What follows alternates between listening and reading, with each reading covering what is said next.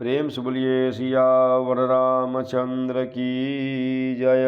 श्री रामचरितमानस अथ प्रथम सोपान बालकांड।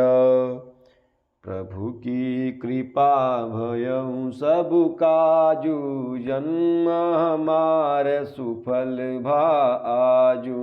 प्रभु की कृपा भयउ सब काजू, जन्म हमारे सुफल भा आजू।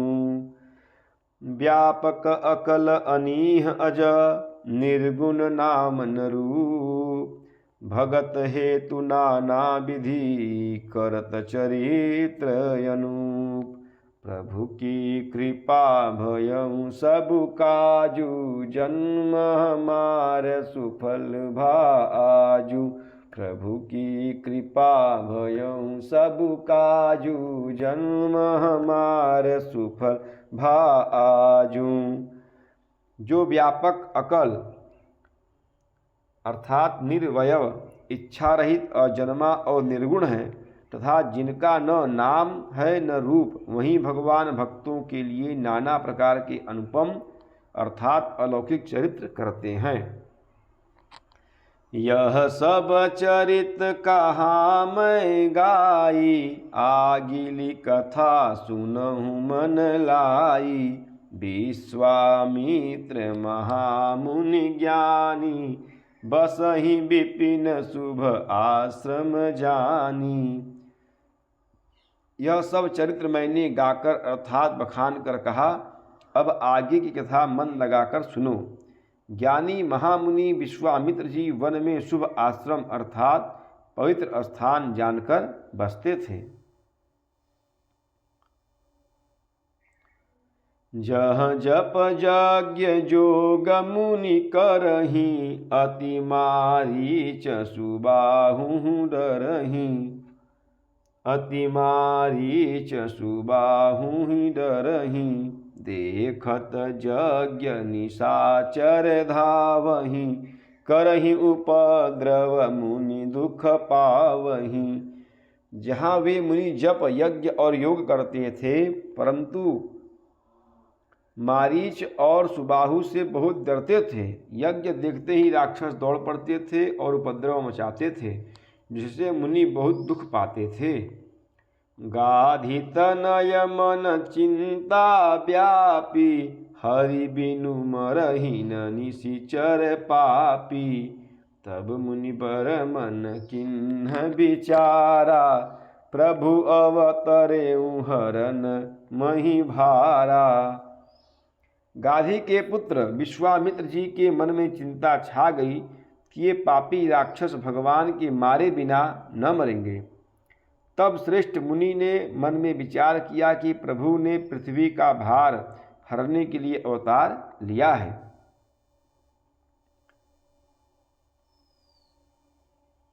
एहु मिस देखऊं पद, एहु मिस देखऊं पद जाई।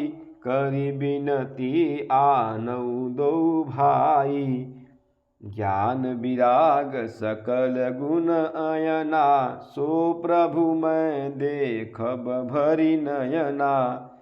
इसी बहाने जाकर मैं उनके चरणों का दर्शन करूं और विनती करके दोनों भाइयों को ले आऊं। आहा, जो ज्ञान वैराग्य और सब गुणों के धाम है, उन प्रभु को मैं नेत्र भरकर देखूंगा। प्रभु की कृपा भयउ सब काजू, जन्म हमारे सुफल भा आजू। प्रभु की कृपा भयउ सब काजू, जन्म हमारे सुफल भा आजू।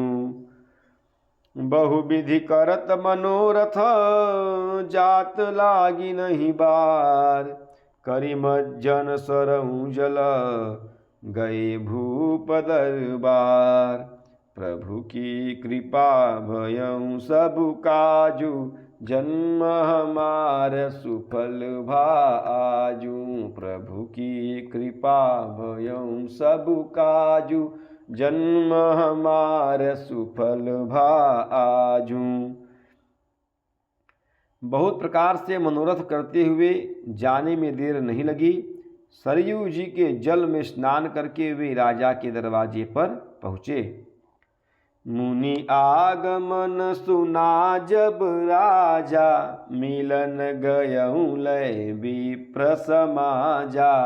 करि दंडवत मुनि सन्मानी, निज आसन बैठारे आनी। राजा ने जब मुनि का आना सुना तब वे ब्राह्मणों के समाज को साथ लेकर मिलने गए और दंडवत करके मुनि का सम्मान करते हुए उन्हें लाकर अपने आसन पर बैठाया।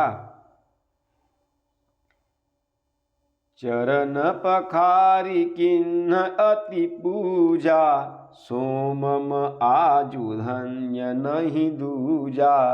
विविध भांति भोजन करवावा, मुनिवर हृदय रस अति पावा। चरणों को धोकर बहुत पूजा की और कहा कि मेरे समान धन्य आज दूसरा कोई नहीं है। फिर अनेक प्रकार के भोजन करवाए, जिससे श्रेष्ठ मुनि ने अपने हृदय में बहुत ही हर्ष प्राप्त किया। पुनि चरणनि में ले सुतचारी, राम देखी मुनि देह विसारी। भये मगन देखत मुख शोभा, जनु चकोर पूरन ससिलोभा। फिर राजा ने चारों पुत्रों को मुनि के चरणों पर डाल दिया, अर्थात उनसे प्रणाम कराया। श्री रामचंद्र जी को देखकर मुनि अपनी देह की शुद्धि भूल गए। वे श्री रामचंद्र जी के मुख की शोभा देखते ही ऐसे मग्न हो गए मानो चकोर पूर्ण चंद्रमा को देखकर लुभा गया हो। तब मन हरषि बचन कहराऊं, मुनि अस कृपा न किन्हीं काऊं।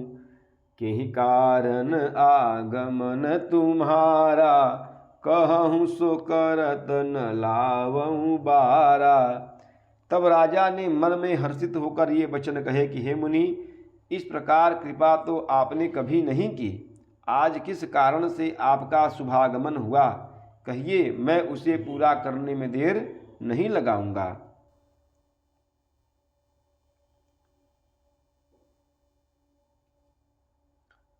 असुर समूह सतावहि मोहि, मैं जाचन आयऊँ नृपतोहि।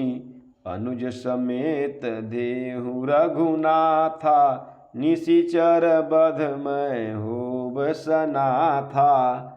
मुनि ने कहा कि हे राजन, राक्षसों के समूह मुझे बहुत सताते हैं, इसीलिए मैं तुमसे कुछ मांगने आया हूँ। छोटे भाई सहित श्री रघुनाथ जी को मुझे दो। राक्षसों के मारे जाने पर मैं सनाथ अर्थात सुरक्षित हो जाऊंगा।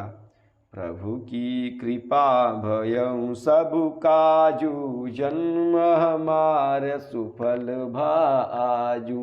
प्रभु की कृपा भयऊँ सब काजू, जन्म हमार सुफल भाजू। प्रेम से बोलिए सियावर रामचंद्र की जय। पवन सुत हनुमान की जय। उमापति महादेव की जय। बोलो भाई सब संतन की जय। ओम नमः पार्वती पतये। हर हर हर महादेव।